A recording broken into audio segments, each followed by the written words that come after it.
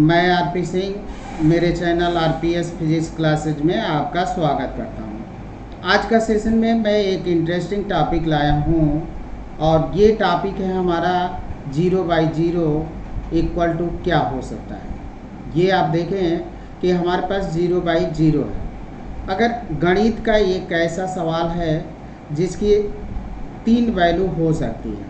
अब इस क्वेश्चन का जवाब देखें कि क्या हो सकता है 0/0 की वैल्यू। अब यहाँ पे हम लेते हैं, देखें कि अगर 0 और 0 को मैं एक संख्या मानता हूँ तो पहली चीज़ अब यहाँ से आप देखें कि 3/3 क्या हो सकता है, 1 हो सकता है। तो अगर 0/0 है आपका तो इस तरह से हम फॉलो करें तो यहाँ से 0 से 0 काट दें तो इसकी वैल्यू 1 होनी चाहिए। अब यहाँ पे दूसरा देखें आपको ये देखें कि 3/0 यानी किसी नंबर्स में अगर 0 को हम डिवाइड करते हैं तो हमें एक ऐसी संख्या मिलती है जिसको हम नॉट डिफाइंड या इन्फिनिटी कहते हैं। ये इन्फिनिटी और नॉट डिफाइंड दो शब्द इसके इस्तेमाल होते हैं। कब इसको इन्फिनिटी कहा जाता है, कभी इसको नॉट डिफाइंड कहा जाता है। जब कॉलेज स्तर पे कोई स्टडी करता है तो कॉलेज स्तर पर एक बुक होती है रियल एनालिसिस। रियल एनालिसिस में आपको ये पढ़ने को मिलता है कि किस सिचुएशन में, किस कंडीशन में इसको इन्फिनिटी बोलेंगे और किस कंडीशन में इसको नॉट डिफाइंड बोलेंगे। बट ये समझे कि 3/0 है तो ये इसकी वैल्यू आती है इन्फिनिटी। अब यहाँ पे एक चीज़ और देखते हैं कि अब यहाँ पे देखें कि अगर हम 0 है और 0 में किसी नंबर्स को डिवाइड करते हैं तो हमको 0 मिलता है। अब यहाँ तो 0/0 है। अब यहाँ पे देखिए 3/3 की वैल्यू 1, 3/0 की वैल्यू इन्फिनिटी और 0/3 की वैल्यू 0 है। अब इन तीनों को अगर हम फॉलो करते हैं तो पहली चीज़ तो ये हो गया, यहाँ पे देखें 0/0। अगर फर्स्ट कंडीशन, इस कंडीशन को हम फॉलो करते हैं तो 0/0 की वैल्यू 1 होनी चाहिए।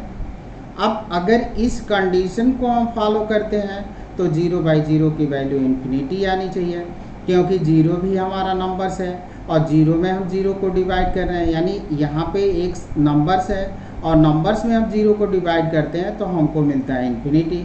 तो ये हमको इन्फिनिटी मिलना चाहिए। अब ये अगर थर्ड सिचुएशन को अप्लाई करते हैं कि मतलब किसी संख्या का 0 में डिवाइड करते हैं तो हमको क्या मिलता है, 0 मिलता है। तो ये अगर ये नंबर्स इसको सपोज करें और इसको हम 0 सपोज करें तो ये देखिए 0 में हम किसी नंबर्स को डिवाइड करते हैं तो हमको 0 मिलता है। तो इसको हम 0 सपोज करें, इसको नंबर सपोज करें तो हमको ये मिलना चाहिए। अब यहाँ पे आप इसको नंबर सपोज करें, इसको 0 सपोज करें तो ये अगर कंडीशन हम अप्लाई करते हैं तो 0/0 की वैल्यू इन्फिनिटी मिलनी चाहिए। और अगर दोनों को हम नंबर अगर एक्सेप्ट करते हैं तो 3 से 3 जैसे यहाँ पे कट जा रहा है उसी तरह से 0 को 0 कट जाना चाहिए और ये 1 आना चाहिए। अब यहाँ पे देखिए कि एक ही सिचुएशन है 0/0 और इसकी 3 वैल्यू फाइंड हो रही है, 1, इन्फिनिटी, 0।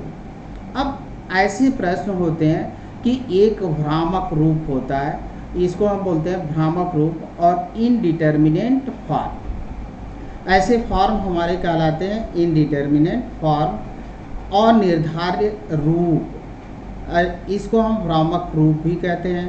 तो ये एक हमारा भ्रामक रूप है और ऐसे प्रश्नों का जवाब हम लोग ढूंढते हैं limit and continuity. Limit and continuity में मतलब क्या करते हैं कि जब हमें ऐसे प्रश्न आ जाते हैं और भी 6 इनडिटर्मिनेंट फॉर्म होते हैं और यहाँ पे हमने सिर्फ एक इनडिटर्मिनेंट फॉर्म को आपको बताया है कि ये हमारा इनडिटर्मिनेंट फॉर्म है और ऐसे प्रश्नों का जवाब देती है लिमिट।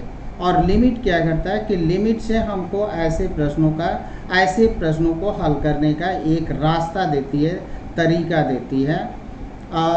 अब ये लिमिट हमको जब ऐसे प्रश्न आएंगे भ्रामक रूप, इनडिटर्मिनेंट फॉर्म जो 6 रूप होते हैं उनको हल करने का एक तरीका और एक रास्ता बताती है। अब ये हमारा था 0/0 का वास्तविक मीनिंग क्या हो सकता है। 0/0 की वास्तविक मीनिंग हुई, ये आपका भ्रामक रूप है, इनडिटर्मिनेट फॉर्म है, अनिर्धार्य रूप है, और इस प्रश्न का जवाब हमको लिमिट में मिलता है। Thank you student. अगर मेरा वीडियो अच्छा लगा हो तो मेरे वीडियो को लाइक करें, कमेंट करें और मेरे चैनल को सब्सक्राइब करें। धन्यवाद।